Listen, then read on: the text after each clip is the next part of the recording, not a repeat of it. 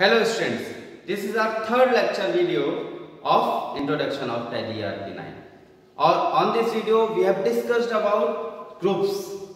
So ये जो topic है ये मोस्ट इंपॉर्टेंट टॉपिक है टैली के लिए. यदि आपको ग्रुप्स क्लियर हो जाएंगे तो आपको लेजर क्रिएशन में कोई भी प्रॉब्लम्स नहीं आएंगी. So चलो स्टार्ट करते हैं. इस डेफिनेशन को हमने पहले भी देखा हुआ है, इसको थोड़ा सा डीप में देखते हैं. तो what is group? The group is a collection of lasers of the same nature. Tally software automatically created 28 groups that are used in the accounts chart.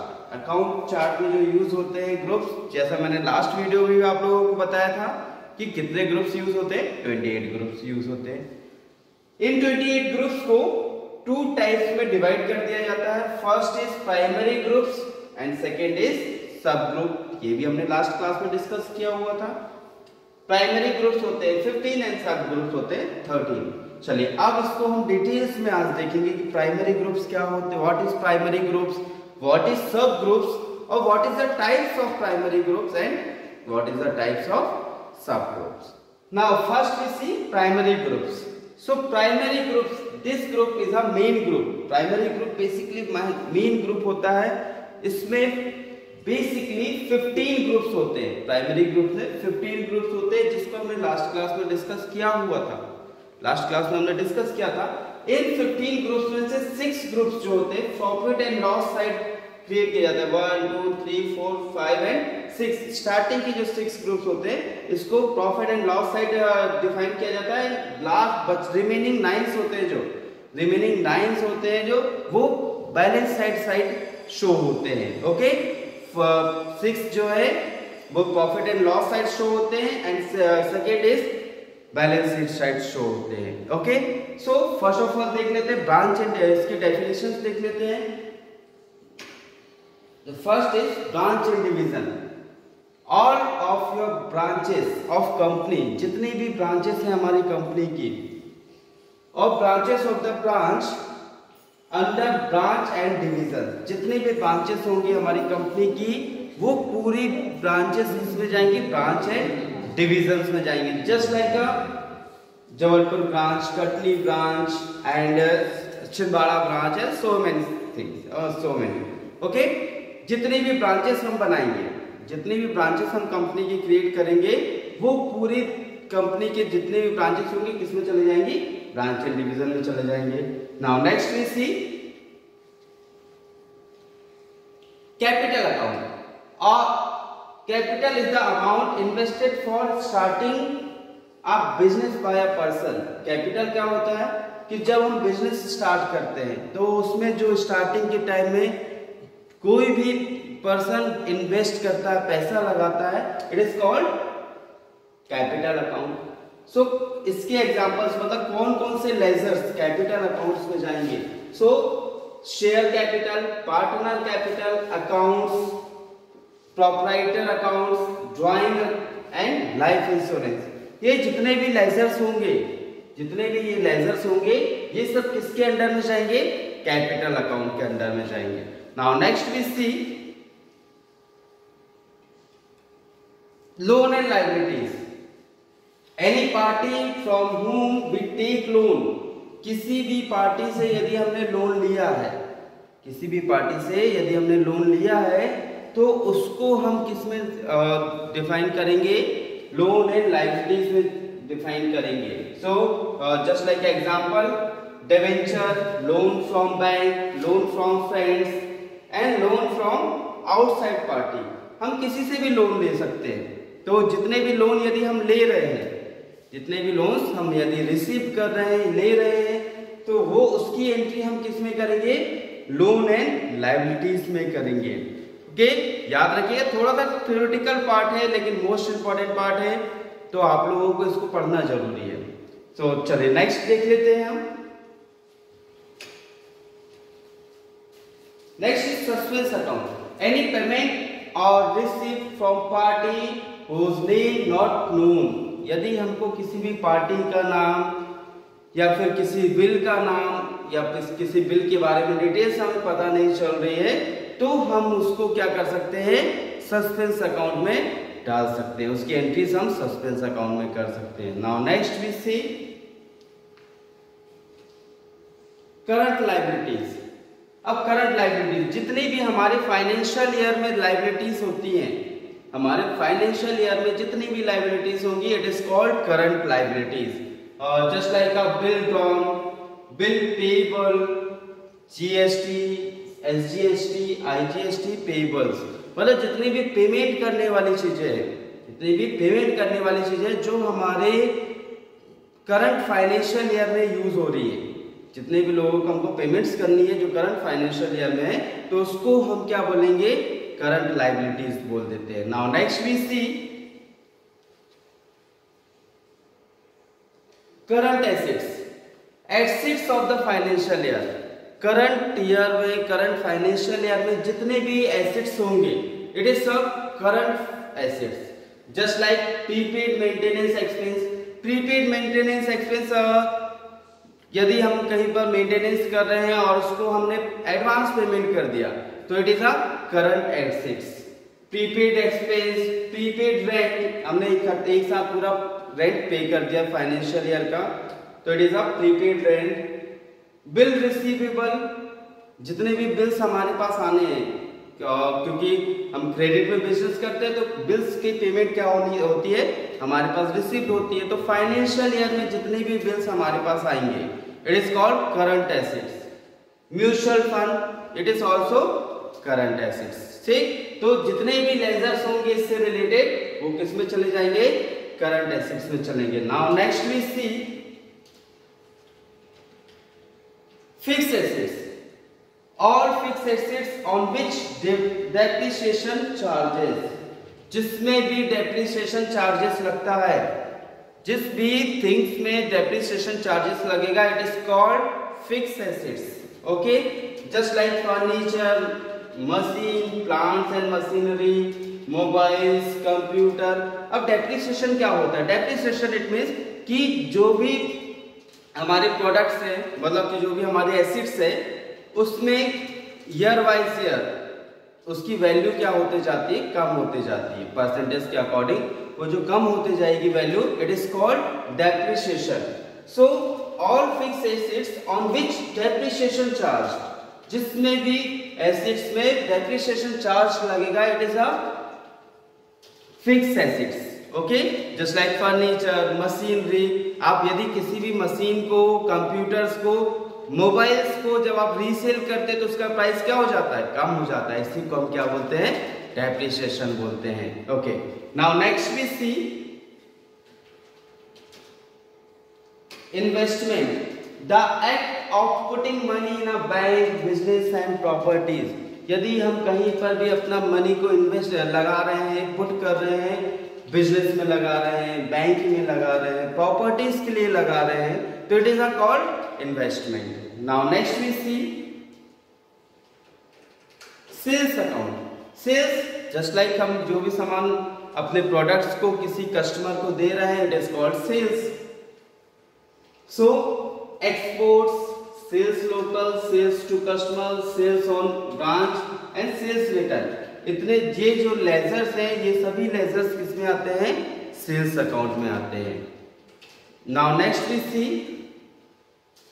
indirect expense, those expenses that are incurred to operate a business as whole or a segment of a business. Okay, कि जितने भी expenses जो business से related हैं लेकिन product से related नहीं है, प्रोडक्ट में एक्सपेंसेस नहीं हो रहा हमारा, बिजनेस में एक्सपेंस हो रहा है, बिजनेस से बाहर एक्सपेंस हो रहा है, मतलब बिजनेस से रिलेटेड जितने भी लोग हैं उनमें एक्सपेंस हो रहा है, तो उसको हम क्या बोल देंगे, इनडायरेक्ट एक्सपेंस बोल देंगे। इसमें क्या होता है, इनडायरेक्ट एक्सपेंस को आप बहुत अच्छे से समझिएगा।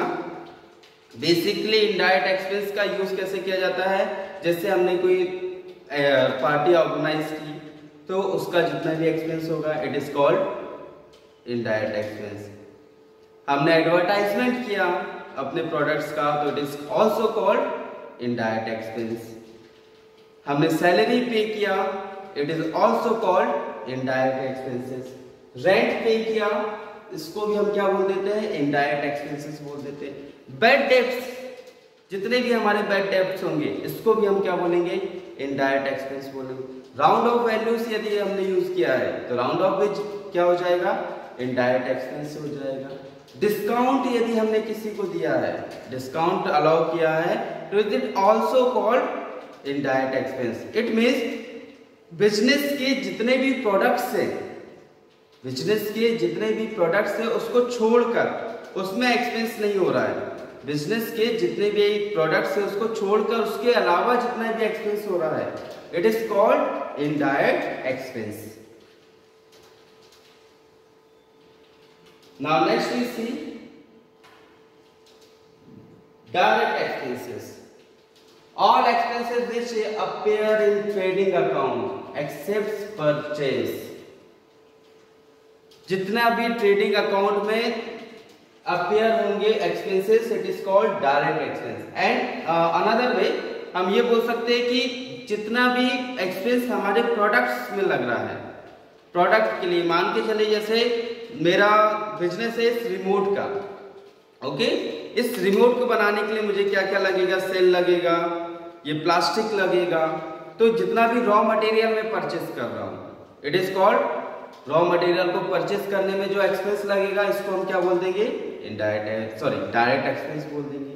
देन इस रिमोट को बनाने के लिए मुझे मशीन भी लगेगा, तो मशीन जो है, मशीन भी की परचेसिंग, मशीन में वर्किंग वर्कर्स लग रहे हैं, मशीन में जो वर्कर्स लग रहे हैं वो भी क्या, उसको क्या दूंगा मैं, वेजेस दूंगा। तो वेजेस क्या हो जाएगा, डायरेक्ट एक्सपेंस हो जाएगा। देन मशीन को चलाने के लिए मुझे फ्यूल और इलेक्ट्रिसिटी बिल लगेगा, सॉरी इलेक्ट्रिसिटी लगेगी, तो वो भी क्या हो जाएगा, इनडायरेक्ट एक्सपेंस हो जाएगा। देन प्रोडक्ट्स को लोडिंग अनलोडिंग के लिए भी चार्जेस लगेंगे, it is also called direct expense. So basically product से रिलेटेड जितना भी एक्सपेंस होगा इसको हम क्या बोलेंगे, डायरेक्ट एक्सपेंस बोलेंगे। बहुत अच्छे से याद रखिएगा, प्रोडक्ट से रिलेटेड जितने भी एक्सपेंसेस होंगे it is called direct expense, और जितने भी अदर एक्सपेंसेस होंगे उसको फिर हम क्या बोल देते हैं, इनडायरेक्ट एक्सपेंस बोल देते हैं।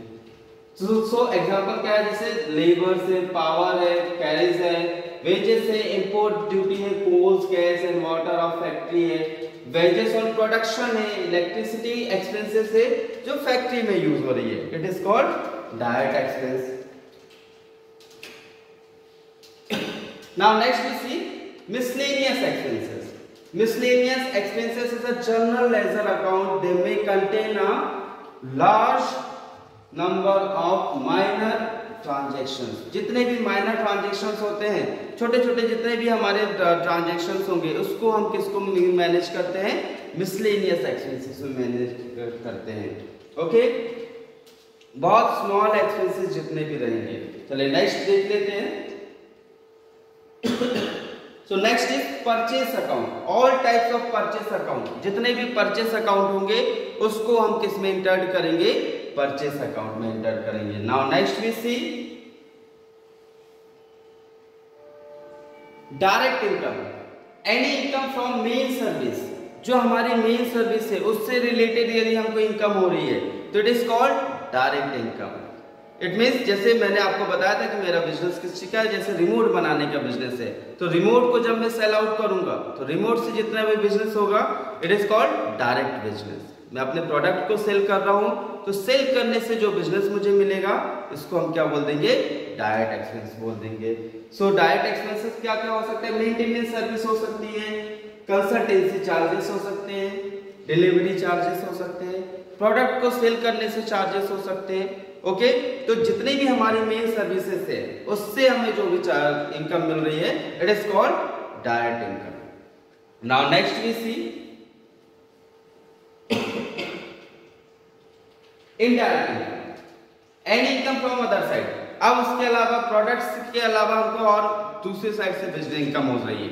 मान के चले हमारे पास रेंट रिसीव्ड हो रहा है, हमने एक फेयर लगाया उससे हमको इनकम मिल गई, हमको कमीशन मिल गया, डिस्काउंट्स मिल गया, इंटरेस्ट बैंक इंटरेस्ट मिल गया। तो इस टाइप के जितने भी इनकम है it is called indirect income. जो अदर साइड इनकम होंगी हमारे मेन सर्विस से नहीं होगी, अदर साइड जितनी भी इनकम होंगी इसको हम क्या बोल देंगे, इनडायरेक्ट इनकम बोल देंगे। Now next we C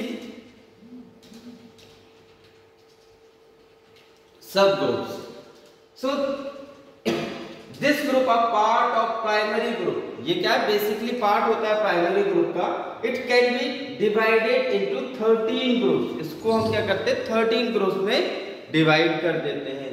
so just like sundry creditors और stock in hand, duties and taxes and so many things. तो चलो स्टार्ट करते हैं। First is sundry creditors.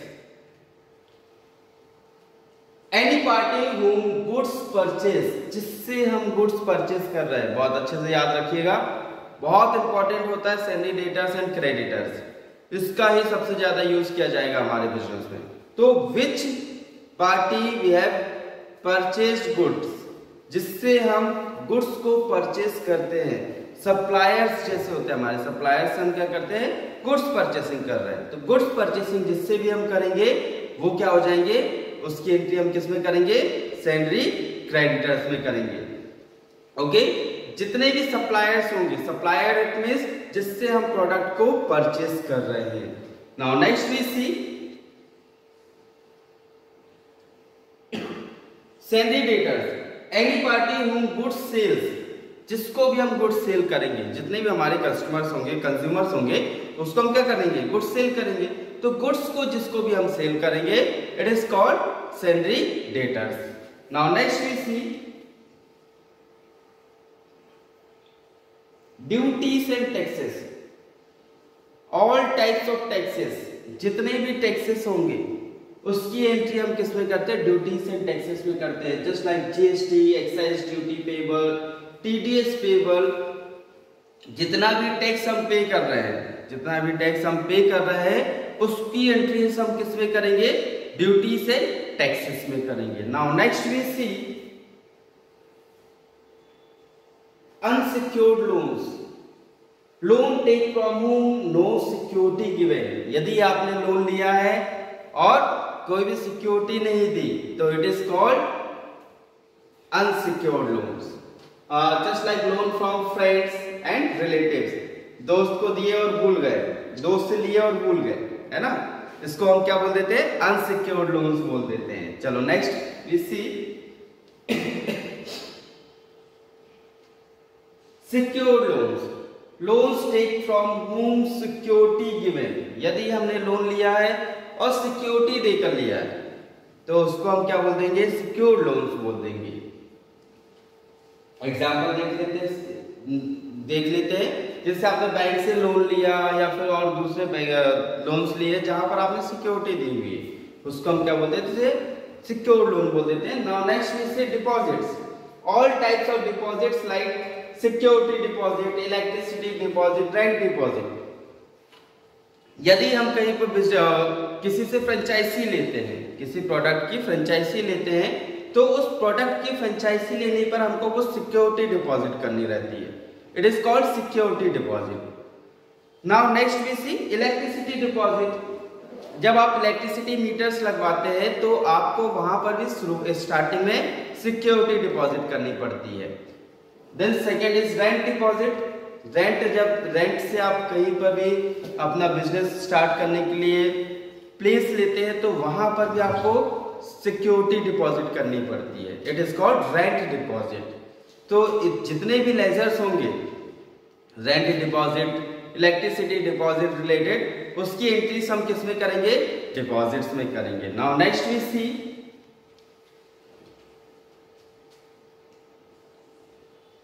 Bank OD accounts.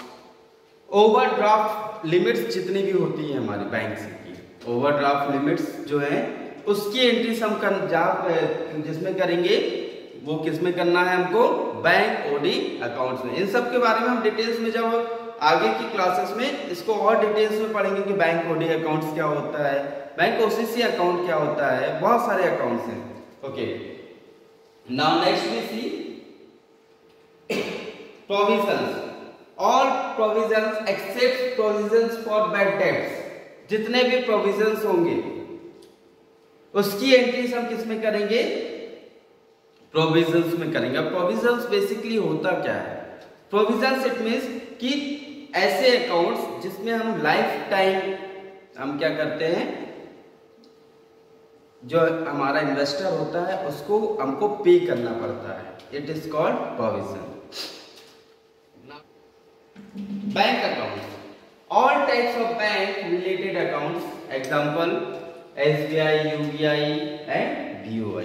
जितने भी बैंक से रिलेटेड अकाउंट्स होते हैं इसको हम क्या करते हैं, बैंक अकाउंट्स में डालते हैं। बैंक अकाउंट क्या हो सकते हैं, हमारे स्टेट बैंक में अकाउंट हो सकता है, UBI में अकाउंट हो सकता है, BOI बैंक ऑफ इंडिया में हो सकता है, CBI central bank of India में हो सकता है। तो जितने भी बैंक से रिलेटेड हमारे अकाउंट्स होंगे उसमें हम क्या करेंगे, उसको किसमें एंटर करेंगे, बैंक अकाउंट में एंटर करेंगे। Now next we see loan and advances.